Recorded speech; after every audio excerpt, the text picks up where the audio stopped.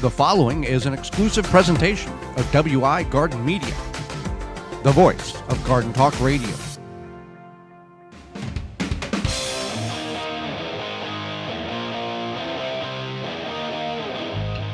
Coming up on the program today, it's all about spring lawn care maintenance, as well as growing herbs. Our guest will be author of the Strawbell Garden book. Joel Karsten will be with us and answering your garden questions. And that all starts right now. You are listening to the most informationally packed hour of garden-focused radio in the country and on the internet with your host, husband and wife team Joey and Holly Baird. This is the Gardening with Joey and Holly radio show. Welcome to the Gardening with Joey and Holly radio show. I am your host, Joey Baird. Beside me is my wife, co-host, best friend, and gardening partner, Holly Baird. This program is for you, about you, to help your garden grow better, maintain your landscape, grow healthier trees, make your grass look greener, as well as preserving what you grow. Thank you for taking time out of your day to listen to the program, whether you're listening to us on one of the 15 radio stations broadcasting our program here in 2021 through our website, the parent website of our program, the WisconsinVegetableGardener.com, or under the Season 5 tab or podcast replay or in-studio video replay. We thank you for being part of the program today. There's a couple of ways in which you can get a hold of us, and that is via email at gardentalkradio@gmail.com. That's gardentalkradio@gmail.com. Or if you'd like to call us and talk to us directly, you can do that. Our hotline is 1-800-927-SHOW. That's 1-800-927-SHOW.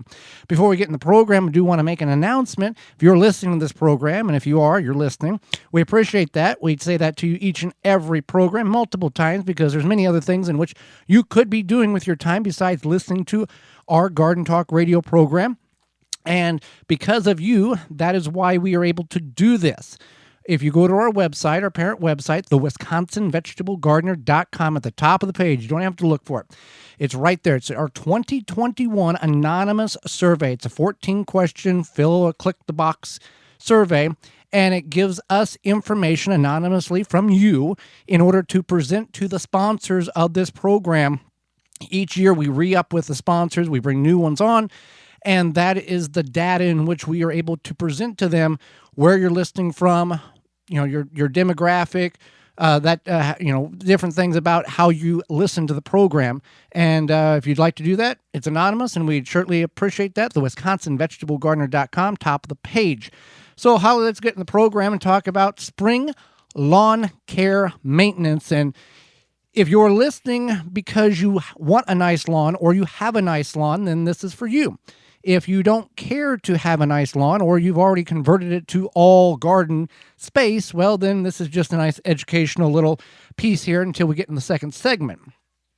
So, sure. So, a lot of people are like, do I do lawn care in the spring? I've heard you do it in the fall, and there's definitely a lot of things you can do now in the spring. And one of them is to thatch or deep rake your lawn. And what that means is you take one of those wire leaf rakes and you just kind of run it across nice and firm across your lawn, and you just get up all the dead stuff, and that's going to help thatch. And you don't need a machine. You don't have to go rent one of these big fancy ones. You can get a thatching rake, or like you said, just a metal tine leaf rake, and you can do it very easily. Now, if you have massive acreages and you're trying to preserve this to a pristine level, then a machine might be the way to go. Right, but for most lawns, just a rake is fine. You Right. Just rake across your lawn. And what this does is it gets rid of that old, dead, whatever it is, whether it be debris left over from raking leaves or just dead grass, what have you. It's kind of like when you deep clean your carpet. You get a lot of gunk that's settled to the bottom of the carpet. It's kind of the same thing. Yeah.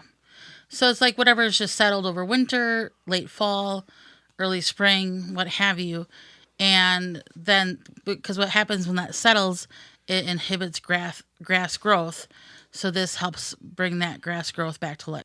So if you don't want to aerate your soil getting a big machine, we do have a product for you.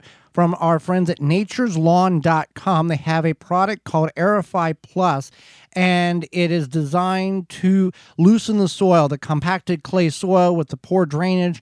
Where the grass doesn't thrive, you apply this, and it will actually it'll aerate the lawn for you in an organic manner. You can use Garden-Talk to save 10% on your order. That's at natureslawn.com. So if you don't want to rent a machine, you can certainly just get the product here, and it will do it yourself. And that the decompacting, that's allowing the roots, once you get that loose soil, it's going to allow the roots to be able to go down deeper and get the nutrients they need, and it's going to be a healthier ecosystem all the way around. Right. So, and then another thing you can do is you can seed now. You don't want to seed heavily, but you can seed now. So once you've thatched your grass, possibly aerated it, then you can seed it.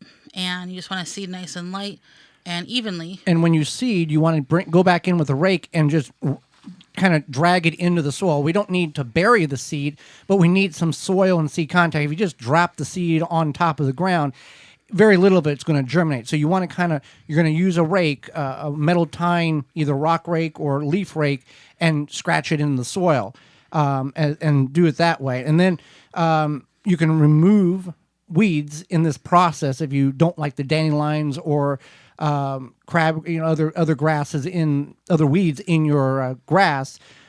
You can remove them. The process of doing all this will allow that thick blanket of grass to smother out those weeds.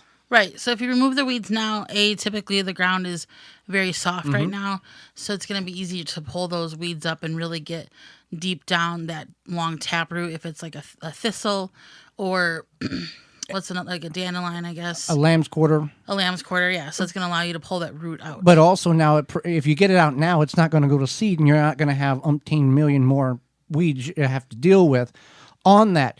And then with all of this, we need to water, consistent watering of the lawn based on the type of seed. Now, one thing we need to cover here is based on where you're at, the type of grass in which you're going to seed. Either it's going to be a cool season grass or a warm season grass. Cool season grasses are what, Holly? So they are grasses that thrive in areas with cold winters. So they'll grow most actively in the spring and fall. So they are ideally... But they'll stay alive. They won't do a whole lot during the hot summer. Yeah, so they're not going to do much they'll just go dormant during the hot parts of the summer. But then warm season grasses is for when you have those mild temps year-round. Right. Warm season is for summers. The grasses will grow between 80 and 95 degrees Fahrenheit. The cool grasses, they'll stay green up to about 32 degrees for extended periods. And, so it's warm in the south, cooler in the northern portions of the United States. Some cool season grasses there's many. Kentucky bluegrass is a familiar one. That tall fescue is another one, and some warm season grasses include Bermuda grass, St. Augustine, and the list goes on and on. I just give you a few there. We don't need to go through the dozen and a half that we have on all those. But we want to be careful now because these are some deep-rooted grasses. And if they get into your vegetation, your vegetable garden, you're going to have to work on getting them out because they're going to put a pretty good taproot down in the ground. Right. So you want to be mindful of that. Think about where you're throwing that grass seed, where if you are going to expand your garden or something where you perhaps don't want to go in and thatch and spread grass and what have you, even if it's not something that you get to this year, you can always reseed in the fall. Right. So, so think about that. Think about where you might want to grow some vegetables. And you don't have to stand there with a hose and water for 30 minutes a day. Quick Snap sprinklers. It's a system in which you can maneuver around your yard and you can mow right over top of them. It doesn't hurt them, and it doesn't require you to spend thousands of dollars on a sub-irrigation system. And then makes it easy for you. You hit the button and it does its thing. Now, before we get out of here, we need to talk about once this is all taken care of and we've gotten everything, the grass the way we want it, how do we cut it? Sure. So you want to cut it where you leave the blade or the height of the grass to about 2.5 inches. Well, that certainly is not what we did on the farm.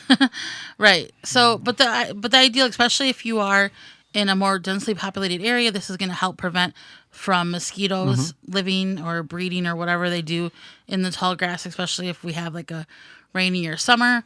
It's going to help the grass actually kind of grow a little bit better, thicker. So you want to keep it to that 2.5 inches. And you're only going to remove the top 1/3 of the grass consistently.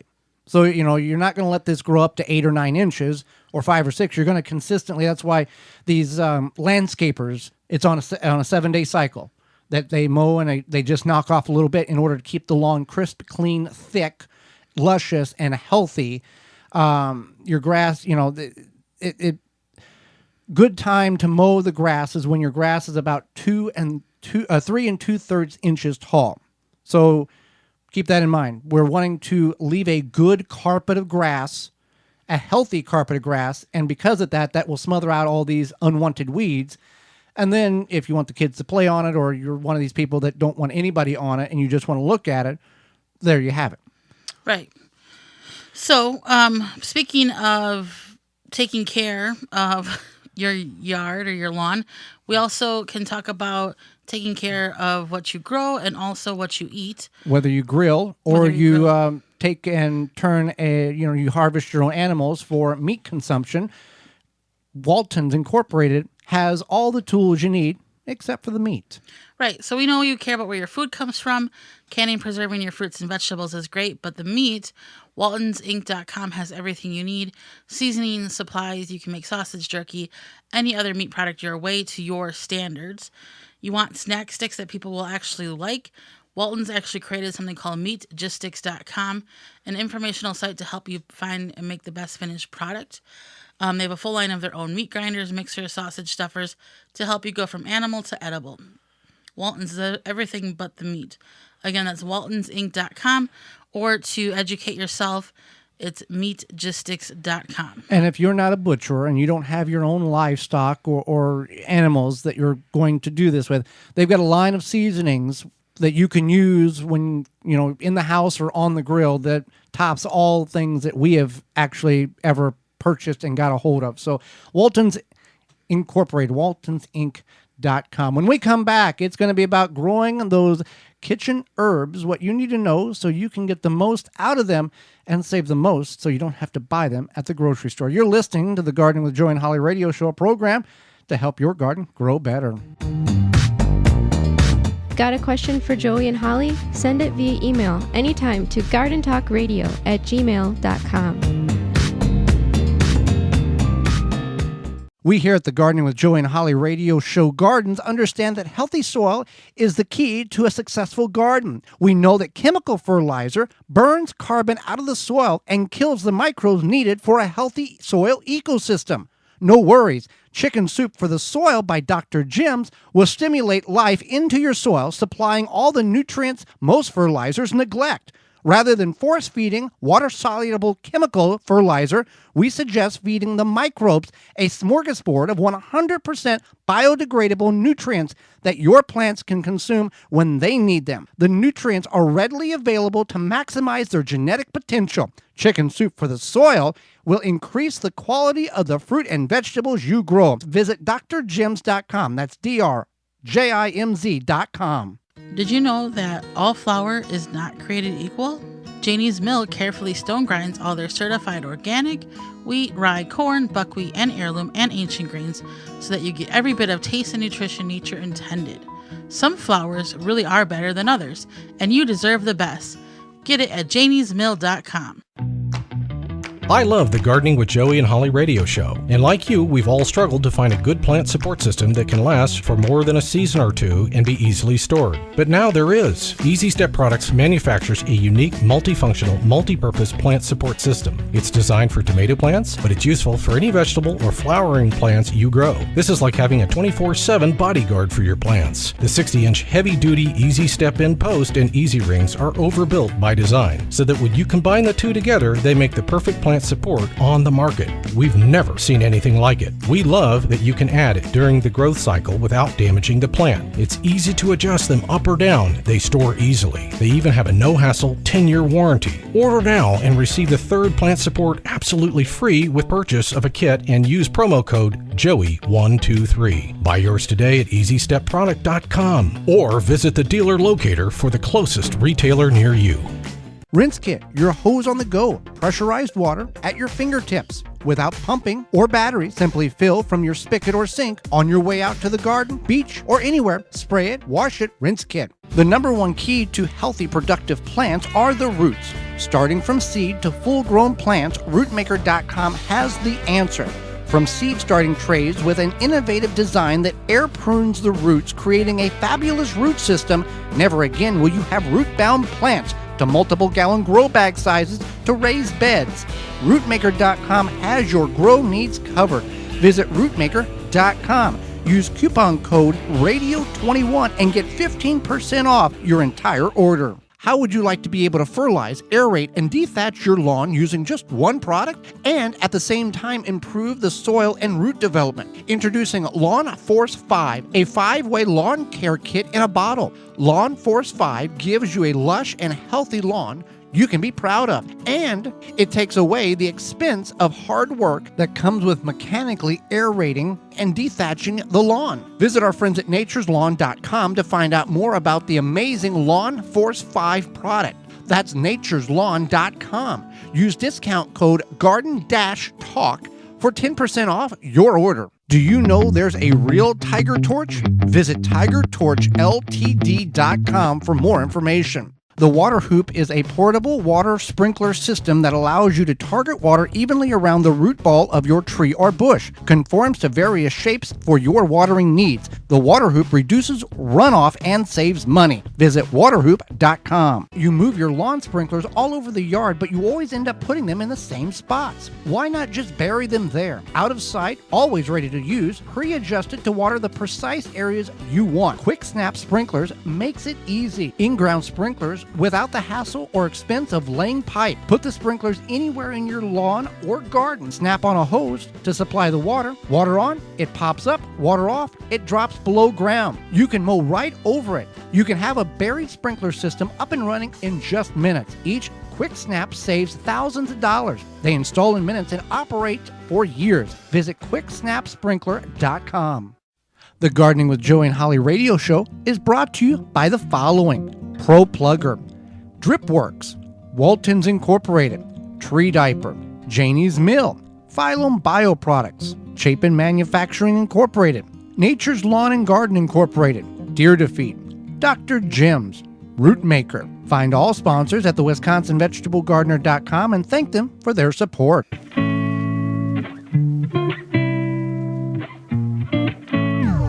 Welcome back to the Gardening with Joey and Holly radio show. Thank you for being part of the program today. Do you have problems with not being able to keep your trees, your shrubs, your vegetables hydrated? Well, we have a solution for you. It's called Tree Diaper. Yeah, before Tree Diaper, watering trees, shrubs, and bushes was not your favorite job on your property. But let's be honest, with Tree Diaper, it's not really a job. Tree Diaper is a revolutionary watering system that slowly releases stored rainwater when plants need it. The Tree Diaper is filled with water from when you water or the rain, and it releases water over 3 weeks. No pipes, hoses, or electricity needed. Whether you're a first-time gardener or advanced, Tree Diaper will improve the way you water your plants. Every time it rains, Tree Diaper recharges. Made in the USA, check out all the sizes they have available. That's treediaper.com, treediaper.com. So when it comes to growing herbs, you're going to save a buku bunch of dollars. And whether you're just growing sage or basil or thyme or oregano or anything else, the expensive part of that is whenever you go buy the sprigs at the grocery store. But if we grow it ourselves, we can get it fresh and have a lot of it and have to figure out what to do with it. So here's some things in which we need to know in order to successfully grow those herbs you use in the kitchen. Yeah, so for one is that you can, you want to make sure you have plenty of sunlight.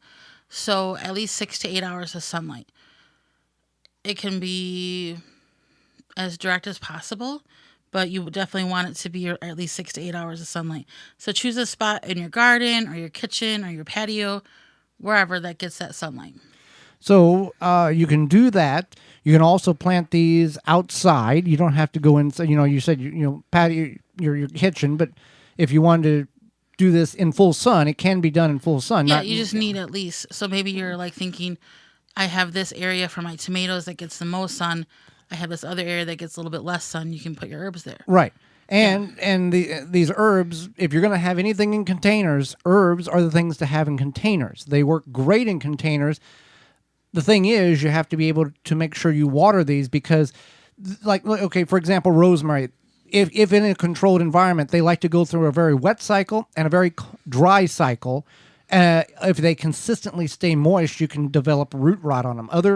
Other ones are less sensitive in that realm, but you can use the tree diaper and use that for your containers and keep them moist, the ones that need to. Lightly fertilize these plants. These plants are all in the realm of needing a lot of nitrogen because they're green. Right. And another thing they're green, they need a lot of nitrogen. And then another thing is, if you have, like you had mentioned, the rosemary that likes the dry cycle and the wet cycle, if you have other herbs that want more of a consistent watering, you could put those together. So you remember, okay, I'm going to water these every 3 days or whatever. And then the rosemary and any other herbs that might, or plants that might like that dry to wet cycle, you can put those in a separate area or just kind of group them together. It's just better for your own knowledge. And another thing is to think about like cool weather versus warm weather. So like cilantro likes the cool weather. Yeah, we don't even try growing cilantro outside. How we do grow cilantro successfully, and you can do this year round in your south-facing window, even if you had more, a western, east-facing window, not so much north. You take a party cup and you just really smother it with seeds, and then you dust a little soil on it, and you do this every week, and you'll have a big party cup full of a bouquet of cilantro, and you can get about 2 cuttings off that cilantro before you have to dig it out or pull it out and start over. So it's a great way in order to save a lot of money and have consistently fresh indoor cilantro, not going to bolt. Another herb that likes a little bit of cooler weather is parsley, and then also dill. Now, we've grown dill all summer long, but maybe if you live in a super hot area, it's not going to work out for you. Dill can, in some places, is labeled as an invasive species. Right. So that's another thing, is that you want to keep in mind, like mint, for example, will spread. Never put that anything except for in a container. Right. And even elevated above the ground container. We put our dill in a container, and because of how it seeds so quickly, we still have dill. I mean, this was 10 years ago. It was 10 years ago? Yeah. So obviously, you want to keep that in mind. If you grow dill, you might want to keep it further away from your vegetables or even other herbs because it will reseed quickly, or just be very vigilant about when you harvest it. Let's talk about basil varieties, because there are so many different varieties. Many people are familiar with the Italian large leaf basil you use for very common usage of that. That's the Genovese sweet basil is the one known for like the pesto and all sorts of the Italian dishes. So that is the more well-known one. If you like a lot of Asian dishes, and the Thai basil has that, it's just a little bit not spicy, but it's kind of peppery. Yeah, peppery. Yeah, kind of peppery. And then lemon or lime basil, they have their own distinct flavor. There's a new variety called boxwood basil, and it looks like a miniature boxwood, and it has a very strong basil-y scent to it. So just want to keep that in mind. Chocolate, so if you're like, chocolate basil, chocolate licorice basil. Yep, there's a lot of different basils. So if you're like, I want to grow, enough to make my own pesto and have my Italian dishes, whatever, then you want to grow that Genovese sweet basil. Otherwise, you can experiment and see what you got. And whenever it says lemon basil, lime basil, licorice basil, chocolate basil, it is exactly that taste. There is no, we'll just call it this, because no, it is. It tastes just like you bite in a lemon, a lime, a chocolate, a licorice. That lemon basil tastes kind of like lemongrass, I guess I would say. It still has like a little bit of a green taste. It's very identifiable. Right, but you can taste the whatever it is. And it's important when you're growing any herbs, but definitely basil is to pinch it back. So it's going to get like these little shoots that almost look like flowers.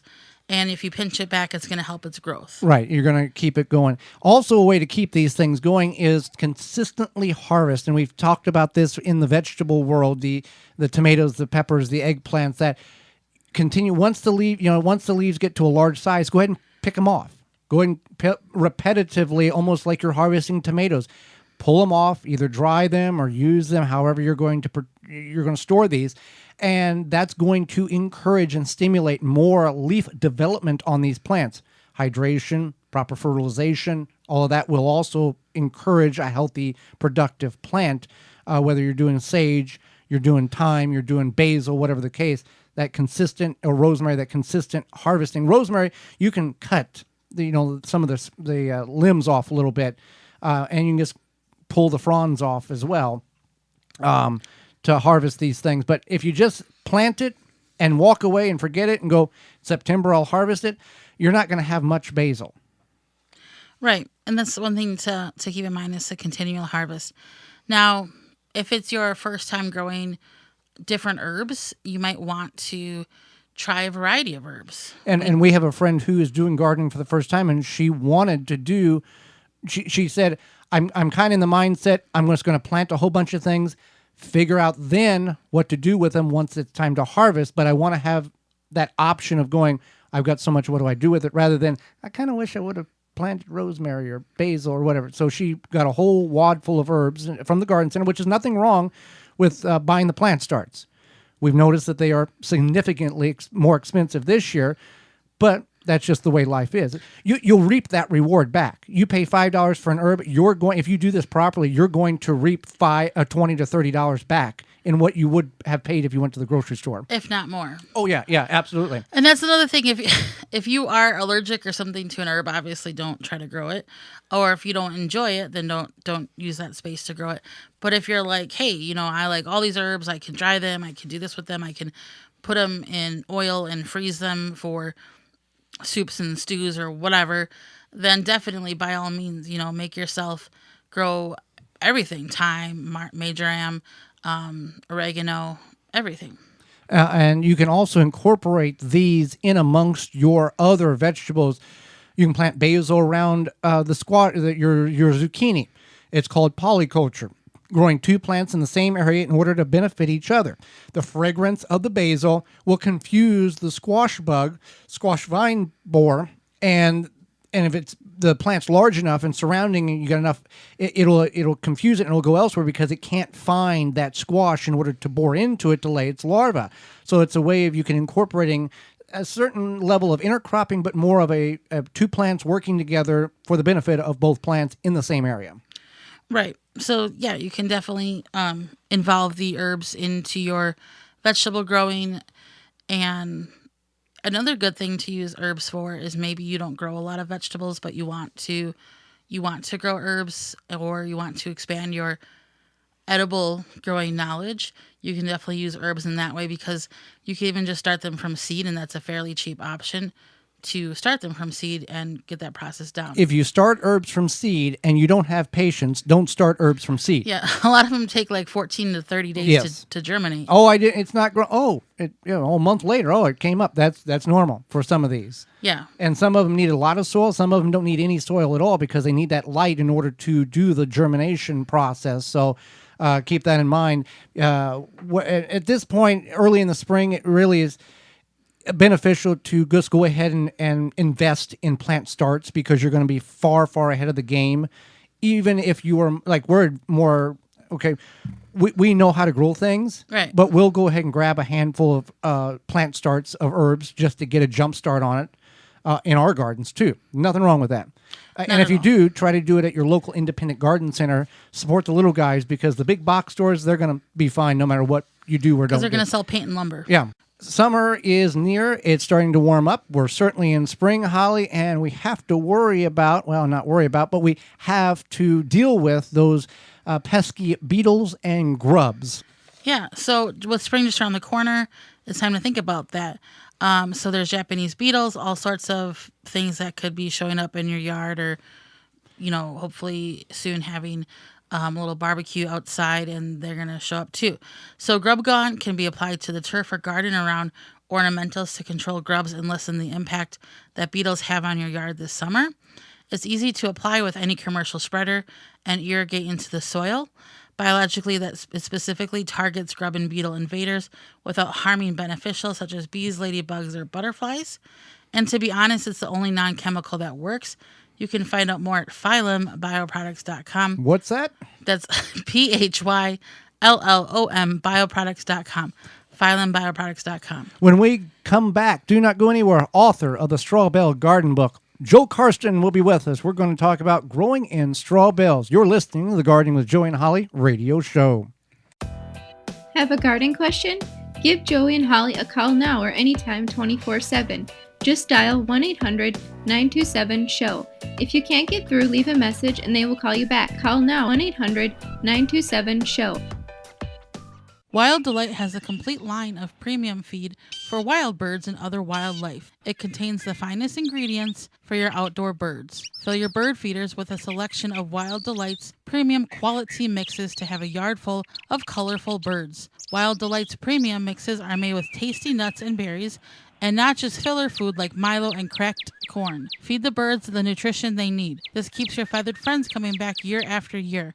Find out more at wilddelight.com.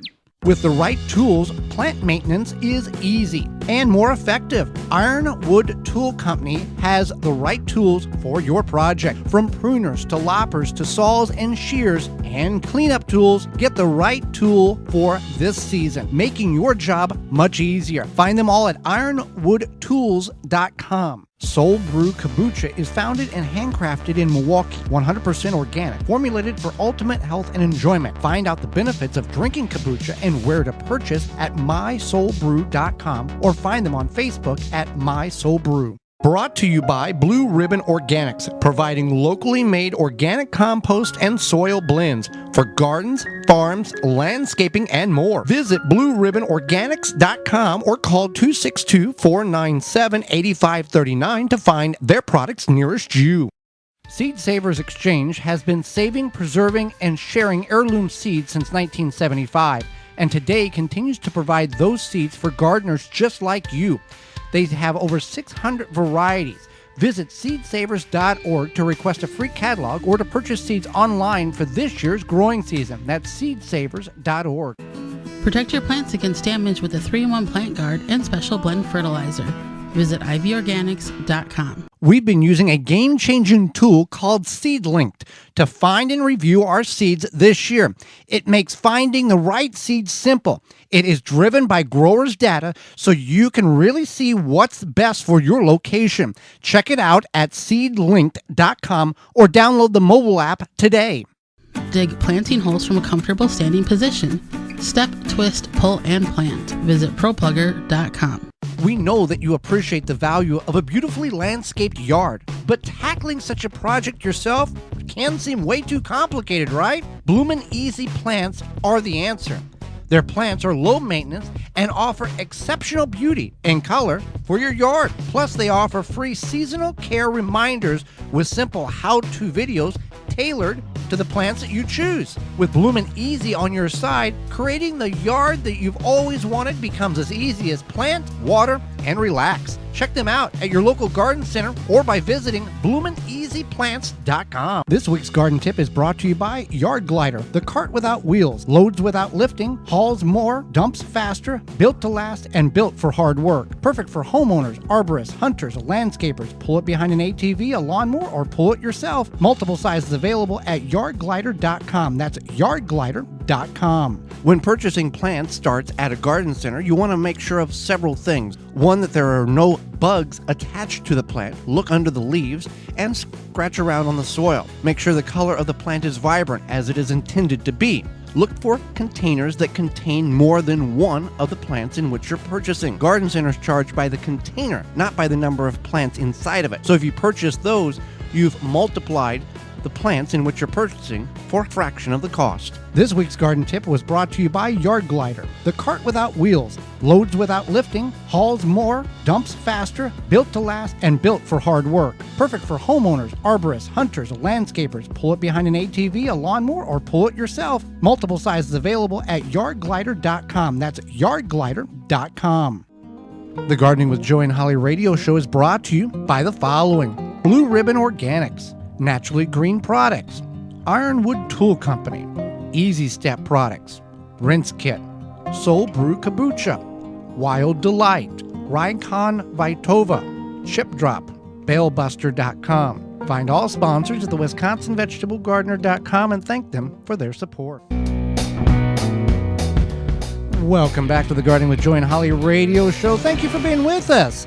Joel Karsten, author of the Straw Bale Garden book, moments away, but hey, do you have carpenter bees? Have you had carpenter bees? Rescue has a product in which will prevent those bees, mud daubers, and other flying insects from damaging your property. Yeah, carpenter bees bore holes and tunnel into wood to lay eggs and care for their larvae. And these holes and tunnels and wood invite mold and rot into homes, decks, fences, and any other wood structures. Spring is the best time to catch carpenter bees before they mate. The trap stick can be used throughout the summer and early fall to continue to control those carpenter bees as well. Rescue makes a carpenter bee trap stick that is simple to use and pesticide free. You hang these from wood structures you want to protect. You can go to carpenterbeecontrol.com to watch a video about carpenter bees and learn how to prevent them with the trap stick from Rescue. Like all Rescue products, they're made in the USA, and you just go to rescue.com or carpenterbeecontrol.com for more information. Holly, let's go to the hotline and bring in our guest for this week. Joel Karsten has worked in the green industry for many years. He is the author and inventor of the Straw Bale Garden Method. He's also an avid vegetable gardener. Welcome to the program, Joel. Oh, boy, you make me sound really great, Holly. I appreciate that. That's a great introduction. Thank you. Well, we appreciate your time. You've been with us many times on the program, and you always enlighten us with new knowledge each and every time, and we appreciate that. So let's just get right into the questions here. We've got a lot of people, new gardeners, advanced gardeners, weekend warriors, who've done this for many years, or this is the first season, and they've never heard of straw bale gardening. Tell us where the ideal came from, and how did you come up with the straw bale gardening method? And we'll get into more of what that process is in a moment. Sure. Yeah, I grew up on a farm, and as a young kid, we had a dairy farm, and we'd always have a busted bale of hay or bale of straw that would end up next to the barn. And 6 months would go by, or a year, and after a while, the biggest, tallest, healthiest, greenest thistles on the whole farm were the ones that would grow out of these decomposing bales that would lay by the barn. And even as a little kid, I would notice that. So now we fast forward about 15 years, and I graduate with a degree in horticulture, and I buy my first house, and it turns out I had 1 inch of topsoil at this property that I bought. And having grown up on a farm where there's 3 feet of sandy loam, you grow beautiful vegetables in that. But now I'm in this residential lot, and I have 1 inch of topsoil. I figured, well, there's no way I'm ever going to grow a garden in here. And then I was in another pickle because I was right out of college, and I just bought my first house, and I didn't have 2 nickels to rub together, not to mention, $300-$400 to build nice raised beds, which is what a normal gardener would do. But then I remembered those bales that used to lay by the barn years ago, and I thought, if thistles will grow out of those bales, then I bet you tomatoes and peppers would grow almost as well. So I started doing some experimenting, and it's coming up on 30 years ago already since I started the Straw Bale Gardens method. But basically, I monkeyed with it for the first couple of years. I determined right away, even that first season that I did it, that this was really an effective way to grow a vegetable garden. But it took me a little while to get it perfected, and then to come out with the actual method that I could teach other people. And now it's been coming up on 30 years, and we have straw bale gardeners now in 60 countries, in 30 different languages. We have our books translated in 30 languages, and it's just become a popular thing. People just love to do it. It's a really simple but very effective way to grow vegetables anywhere on any surface. So you can do this on asphalt or concrete or gravel, or if you've got a beautiful yard already, you could grow it out in your yard, or you could grow it on top of what used to be your traditional soil garden if you wanted to do it there. So it can go anywhere. Well, just think of where the world would be at if you, after you graduated college and bought a house, and you would have had $400 to be able to raise beds. The amount of people that would not be able to be growing successfully bunches and pounds and hundreds of pounds of produce out of straw bales across the world. It's very true. It's very true. I probably would never have come up with the idea if I'd had the money to build raised beds. Greatest things come out of people with the least amount of money at some points, I guess. That's right. That's what they always say. Necessity is the mother of invention. Right? Yes. So there you go. It's really become popular, and it's exciting to see what's happened. It's certainly become much bigger than me as an individual. It's kind of become almost a niche movement within the gardening industry. And you're learning every day, people sending you information going, hey, this is what I've done. And you're like, okay. Yeah, right. I learned from a lot of people. I've taught them the basics, and a lot of people will take those basics that I've taught them and expand upon that for sure. I wrote a whole book about that. One of my books was called Straw Bale Solutions, and it was all about people all around the world who are using the straw bale gardens method to be able to grow vegetables in some area or in some situation in the world where their traditional soil and traditional gardening methods would not allow them to grow. So it's everything from, on the side of a mountain in Switzerland to, parts of Holland where it floods all the time in the spring, and without building, very expensive dikes and things around your gardens and having pumping systems and everything, people couldn't grow vegetable gardens because for 2 weeks in the spring, the water would come and flood 10 inches deep, and it would kill everything in your garden. You have to start all over again. And with straw bale gardens, it gets it up in the air. So, you're 20 inches on top of a bale, and the water can come in 10 inches deep on the bottom of that bale, and it doesn't affect your vegetables up on top. So, if it's only there for a short time, a week or 2 weeks, and the water dissipates and your garden continues to grow, and you end up with a beautiful garden. You didn't have to build any dikes or service any pumps or anything to be able to do it. So it's amazing what people come up with in all different parts of the world to be able to use this method. That's definitely amazing. Now, with the method, do people just, you see a lot of stuff like just put your plants directly in the bale, and obviously that's not correct. You had to do some research and trial and error to make this work. Yeah, that's the thing. It's elusive because if you drove by a straw bale garden, that's what it would look like. It would look like somebody just planted their tomatoes and peppers right into a bale of straw in the front yard. And what's really happening is we're not planting it into straw bales. We're planting those things into recently decomposed straw. So what we need to do before we ever plant is we need to condition the straw. And really what that means is sort of insider lingo for decompose or compost the straw bale. I don't call it composting because there's a connotation to composting that tells people that they should go in and turn the compost with a pitchfork or shovel or something. And we never turn this. This is like a static compost inside the bale.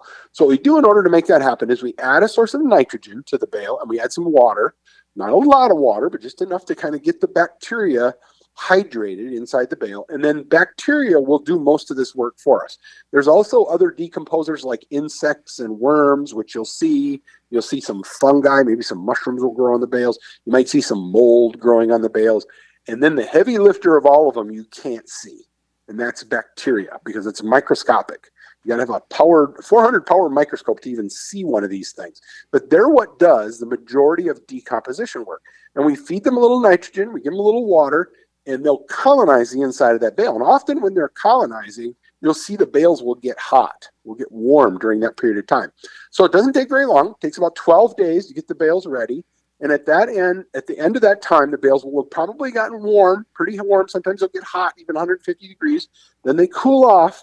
And by that 12th day, you'll be ready to plant your vegetable garden. So this isn't something you need to plan, 4 months in advance or anything. You can go and buy a straw bale, or you can make a bale yourself. I tell people all the time, if you don't have money to go and buy a straw bale, if you have grass clippings and leaves, you can make a bale, believe it or not. We talk about how to do this on our website. We have videos about how to do this, and I also talk about it in my book. But it's real simple. You just put it in a Rubbermaid tub, one of those great big storage containers, dump all your Christmas ornaments out and bring that tub outside, fill it up with leaves and grass, and then wet it down, water it down overnight, and then dump that brick of leaves and grass out, and then wrap it with chicken wire, real tightly with chicken wire. And then you can use that as a straw bale. We just pretend it's a straw bale. But you can do these out of anything, because anything that will decompose will become soil. And that's the ticket. When we're planting into this straw bale, we're not planting into straw. We're planting in a decomposed straw, which is really biologically early stage soil inside the bale.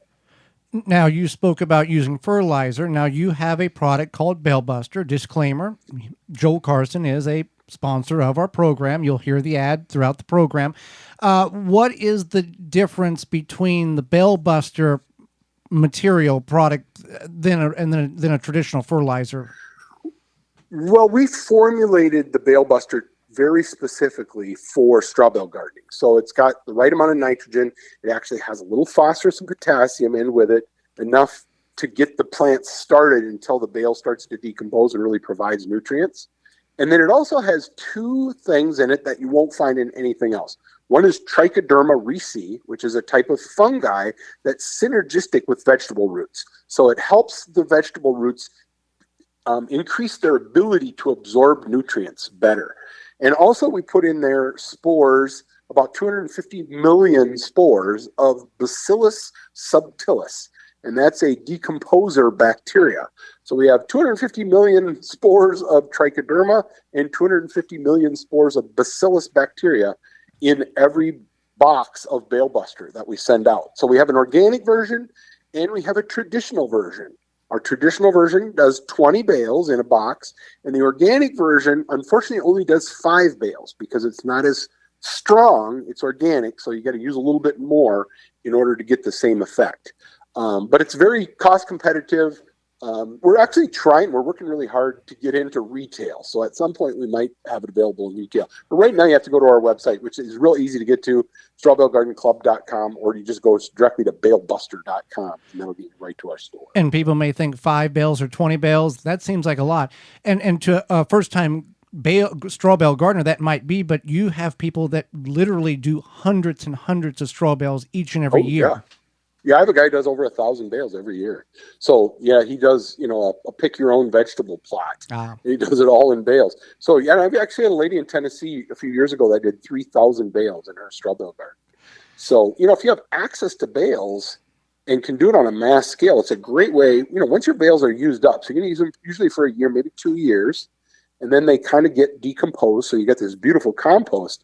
So if you need to do any soil modification to improve your existing soils, this is a great way to do that. You can garden in bales over top of your soil and then use this generous amount of compost that you're creating to till into your traditional soil and help modify that and make it better for gardening as well. So even if it's a short-term fix for a couple of years, people like to use it.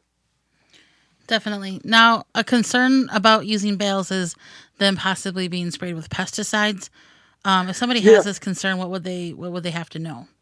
Yeah, I talk to people about this every once in a while, and they ask about, should I buy organic straw bales? And I say, if you're an organic gardener and you wanted to sell the vegetables that you grow out of your garden as organic, then you would need to make sure that the straw you're gardening in is certified organic. But if you're not concerned about that, there is always a remote concern about using persistent herbicides. That's really the pesticide that we're worried about here, is herbicide or weed killer. But I can tell you, in all my years of doing this, I've never run into a case where someone had this happen in their straw bale garden, where they got a amino rallet or cloppy rallet or something like that herbicide in their bales. And I think this is one of the reasons, is because all herbicides, complex herbicides, are made from hydrocarbon chains, complex hydrocarbon chains. And one of the main foods that bacteria eats is carbon. So even if there were some residue inside of a bale, as soon as it colonizes with bacteria, the bacteria treats that hydrocarbon as a food source and literally goes in and metabolizes that food source and renders that hydrocarbon chain inert. So really, it literally breaks it down into both carbon and hydrogen. And of course, hydrogen is gas, so it releases that gas into the atmosphere. Now, there may be a situation where if you had a hay bale, first of all, the bad herbicides that we're worried about are not even labeled for use on straw. They're really only labeled for use on hay. But we do get people once in a while that will use a hay bale for their straw bale garden, which is okay. They can do that. It tends to decompose very quickly versus straw. Straw tends to last for a good 2 seasons, where hay decomposes more quickly. So that would really be the only time I would ever be concerned, is if I had a hay bale. And you also got to remember that these farmers are very strict. Most of them are very strict about following the labels on these chemicals, because if they don't follow the labels, they can't buy the chemicals anymore, because they'll lose their license. And believe it or not, you can go to prison if you don't follow these labels. So they're pretty strict usually. Now, you might get somebody who just spaced it off or didn't read the label thoroughly, or, I don't think anybody would do it criminally, because it just wouldn't be worth it. I mean, selling a bale of hay for $8 or $10 is not worth going to prison for a year. So I don't think anybody would do that. But if they did, and you happen to get that bale, and you happen to plant your straw bale garden in it, your vegetables would come out all contorted and misshapen, and you really would never be able to harvest anything off of that bale anyway. So that would be sort of worst case scenario. And then if that happened, I would tell somebody to thoroughly finish composting that bale in order to get rid of the rest of any of those hydrocarbon chains that might be in it. And what's really funny is if you contact the chemical companies that make these persistent herbicides, they'll tell you that the way to get rid of these persistent herbicides is to thoroughly compost any organic matter that they're spread on. So it would be exactly what we're doing, which is composting these bales. So I'm not saying it's not a concern at all, but it should be a very limited concern for people that want to do this. I mean, if you go to the grocery store and pick any piece of fruit off or any vegetable or produce off of the shelf at a grocery store, you have a lot better chance of getting a mouthful of pesticides there than you would if you grew it yourself in your own straw bale garden. So nature. Yeah. Well, Joe, we greatly appreciate the time you've offered to us. How can people find your books, some videos, learn more about the straw bale gardening method? Sure. I am everywhere online, but the best place to find everything in one place is at strawbalegardenclub.com. It says club, but you can get a membership there for free. So it's pretty easy to get there. We have over 100 videos about straw bale gardening on our website, and lots of blog entries and a forum where people can ask questions. And of course, there's links to everything. And if people want to buy books or buy Bale Buster, they can buy it from that site as well. So I really appreciate you guys having me on. I love coming on your show, and I always get great response. People love your show.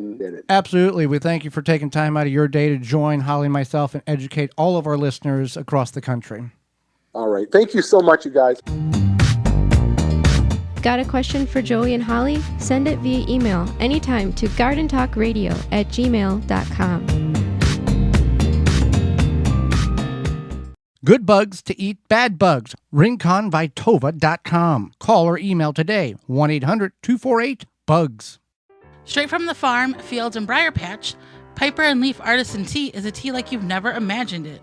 Get our award-winning tea delivered right to your front door and become part of the Piper and Leaf family. Free shipping over $75 at piperandleaf.com. Chapin has the tools to help you this season. We have a wide range of sprayers to help you control pests, weeds, and fertilize your plants. From handheld to ATV sprayers, we have it all. Use our broadcast spreader to feed and seed your green spaces. Water and feed at the same time with our fertilizer injectors. Find Chapin equipment at major home improvement and hardware stores and online at chapinmfg.com. Chapin, cover more ground. Make watering easy. DripWorks provides quality drip irrigation supplies and equipment to gardeners just like you for all your growing needs across the U.S. and Canada. Purchase online at dripworks.com. Straw bale gardening is all the rage. Get your bale started easily with the Bale Buster Straw Bale Conditioning Formula. This is the only product that has been specifically formulated for use in straw bale gardening. Each unit contains 250 million colony-forming units of trichoderma, fungi, and Bacillus bacteria. In addition to the fertilizer itself, produces fantastic results with a bountiful production of vegetable crops. Start with the best to get the best, traditional or organic formula. Take the guesswork out of conditioning your straw bale. Go to balebuster.com to find out more. Deer Defeat is an all-natural repellent to keep deer, rabbits, and groundhogs away from your precious plants. Deer Defeat protects your plants day and night. dries clear, and odorless. It will not clog your sprayer. Deer Defeat works for 30 days through rain, snow, and freeze. Safe, effective, and works on rabbits. Money back guarantee. To purchase, go to deerdefeat.com and use code RADIO to save 10% on your order. Deer Defeat, it can't be beat. Chip Drop is a website you can sign up for free wood chip mulch delivery right to your door. For free, Chip Drop connects homeowners and gardeners with tree services who are trying to get rid of their wood chips. You can also sign up to get free logs and firewood. Go to chipdrop.com to learn more and sign up for a free account. If you could double the life of your raised bed boxes by sealing the wood with a clear, non-toxic wood preservative, would you? Well, now you can with a clear, penetrating product called Internal Wood Stabilizer. It's 100% non-toxic and easy to apply. Seal your untreated wood surfaces, even chicken coops, by spraying on Internal Wood Stabilizer. It's invisible, seals the wood from the inside out, and never wears off. Recommended by organic gardening experts. Internal Wood Stabilizer. Check it out at timberprocoatingsusa.com. Dig planting holes from a comfortable standing position. Step, twist, pull, and plant. Visit ProPlugger.com. The Gardening with Joey and Holly radio show is brought to you by the following: Blue Ribbon Organics, Naturally Green Products, Ironwood Tool Company, Easy Step Products, Rinse Kit, Soul Brew Kombucha, Wild Delight, Rykon Vitova, Chip Drop, BaleBuster.com. Find all sponsors at the WisconsinVegetableGardener.com and thank them for their support. Welcome back to the Gardening with Joey and Holly radio show. Question and answer time. You've got a question, we can get you an answer. Send us an email at gardentalkradio@gmail.com, gardentalkradio@gmail.com, or you can give us a call at 1-800-927-SHOW, 1-800-927-SHOW. If you can't get through, leave a message. We will call you back with the answer to your question. Dean writes in that I live in southeastern Wisconsin. I planted garlic last October, and unfortunately it grew quite a lot this fall. I covered it with leaves, recently removed the leaves, but there's zero growth. Did I kill the garlic, or can I have it yet grow? It should still pop back. All what happened was the leaves smothered the growth out. You got a lot of growth in the fall, which is typical. We typically plant the first Saturday in October in Zone 5A here. It will get 2, 3, 4 inches tall, normal. We don't cover ours. Some people do decide to cover it. If you cover it too much, you might be stunted a little bit. But if you've removed it and you give it some time, it should pop back up without any problem. So Cass writes, great video. I've been growing okra indoors for the past 5 weeks and things have started off good, but by the 4th week, my good leaves have started falling off, and now no leaves have grown, just the stem, but the stem is still alive. What should I do? Oh, okay, so this is Fusarium wilt, and it's caused by a fungal plant pathogen, and it can actually survive up to 7 years in the soil. It's a spore that gets in your soil, and it kind of kills off things in the okra family. Even in store-bought, this could be something that's many, many steps down the chain. Yeah, even if you bought the plants from the store, right? So what you want to do is you want to not grow in that soil anymore. If you've planted that soil into the ground, you would want to water it heavily and kind of amend in more organic matter, and that should help. But you could plant other things in there. You can plant other things, that's not related in the okra family, right? And it would still nothing be wrong with it, right? But you definitely want to just make sure you water it thoroughly, and then mix in some organic matter as well. All right, can I plant garlic now? Well, yes and no. You can. You will get some garlic.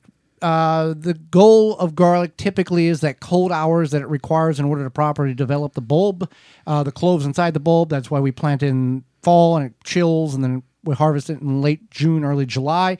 Some people decide to plant it in the spring. We experimented with that procedure, got garlic. We planted it just as early as we could chisel it in the ground to get some of those cold hours.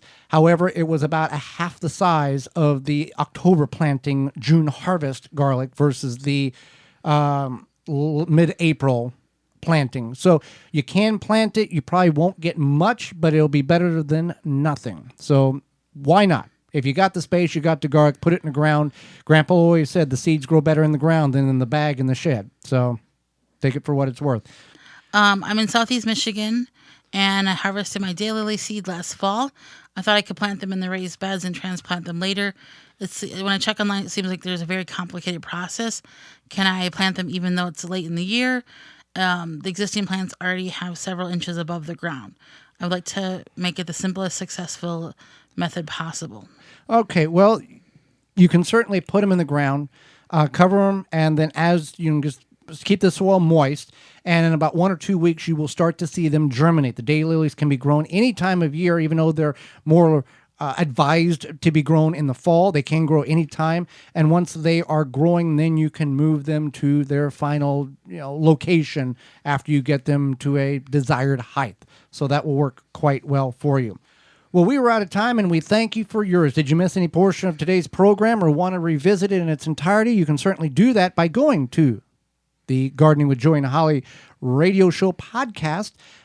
Search for that on your major podcast platforms or the WisconsinVegetableGardener.com under the Season 5 tab at the top of the page.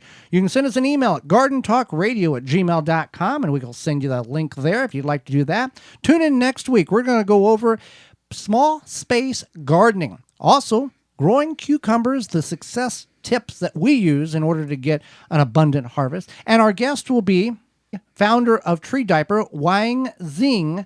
He is a water conservationist and infrastructure about urban forestry and green infrastructure in the United States. He will be with us and will answer your garden questions. So until next week, for Holly Baird, I'm Joy Baird, and we will see you in the garden.